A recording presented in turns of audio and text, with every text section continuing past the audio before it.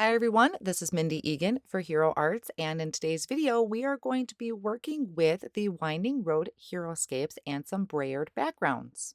Here's a look at the HeroScape that I'll be using today, the Winding Road HeroScape. And I've probably said this before, but I am a huge fan of the HeroScapes because I love the realistic scenes that they create. I'm starting with a large piece of cardstock, a deluxe white cardstock in my Misty tool, and the first layer of the HeroScape, which is the most solid image out of the set.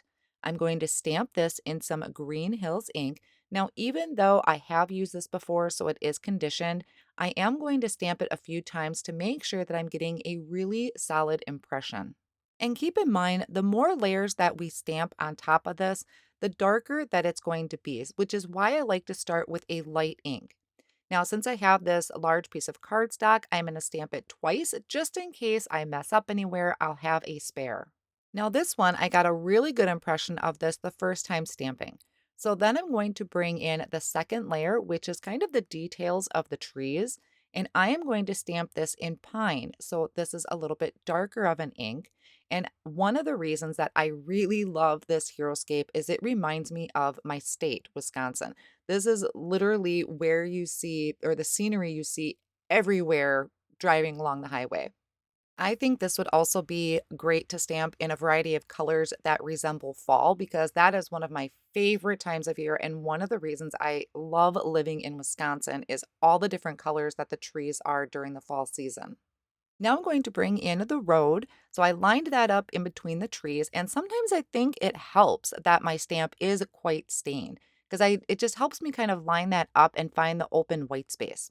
So this I stamped in granite ink. Now this one I definitely needed to stamp a few times. There is a lot of solid area on the stamp. So don't be afraid to stamp this as many times as you need to make sure you're getting that solid impression. Now for this particular one I do end up going back to it and stamping it again before I take my stamp off of my Misty tool because there were just some splotchy areas still left after that ink had settled and dried.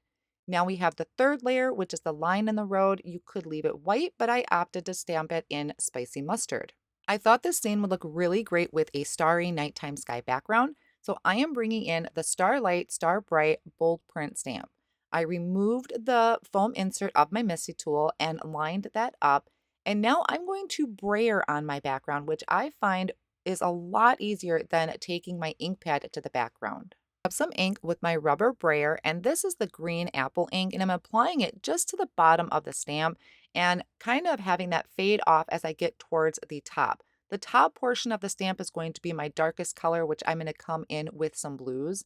Now, I do have a stamping tool to help apply pressure to that because the bold prints, you really do need to apply some pressure to get that stamped down really well. So I just kind of rubbed off on some scratch paper with my rubber brayer to clean off that green ink. And now I'm coming in with my middle color, which is going to be indigo. Once again, I'm brayering that on kind of in the center, just kind of having it fade off towards the top and into the green.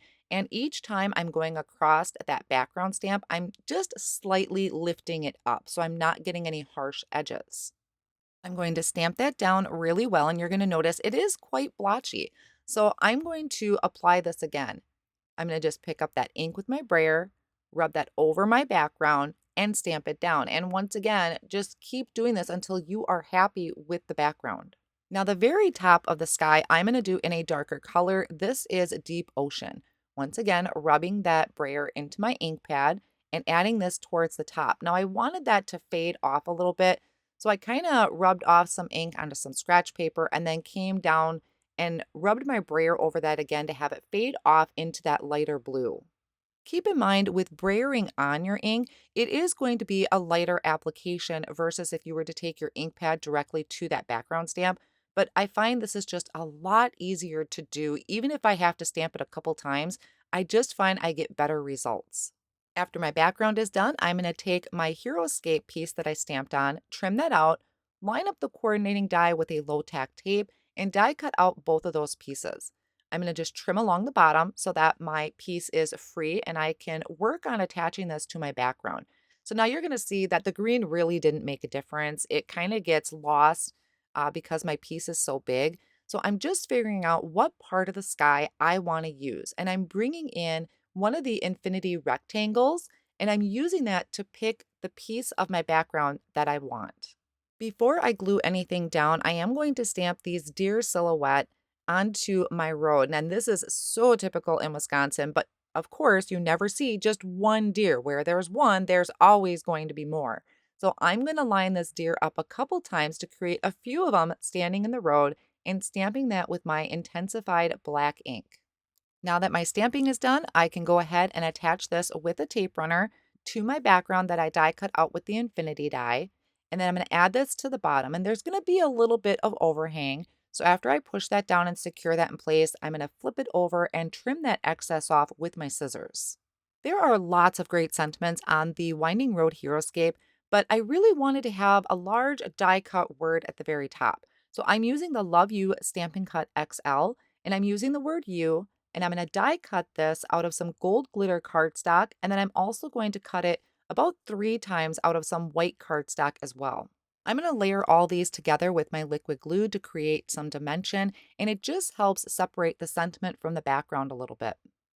I'm also going to take a smaller sentiment out of that Love You Stampin' Cut XL, and this says, Are Amazing, and I'm stamping this onto some white cardstock using my intensified black ink.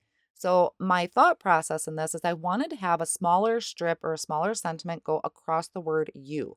So I'm trimming this out with my mini paper cutter. Now, after I have this trimmed out as close as I can get, it was still a little bit too big. It took up a lot of the letters. So instead, I'm going to bring in my scissors and trim this out. I'm going to leave a little bit of a white border, but as I'm fussy cutting this, I am literally turning the cardstock with my other hand. I'm not moving my scissors a ton. I'm kind of wiggling it with my hand to get a really nice fine cut. So while I'm not a huge fan of fussy cutting, I do think it comes in handy every now and then, and it did cut it to a perfect size to fit over my letters. So I went ahead and attached my background to a piece of white cardstock that's 4¼ by 5½. I added that large die cut word with my liquid glue, and then I'm also taking that liquid glue and just adding a little bit across the 2 letters that I want this to be placed over. Now I'm going to go ahead and also place a heavy acrylic block on top to just hold that down for a little bit, and this really held together well.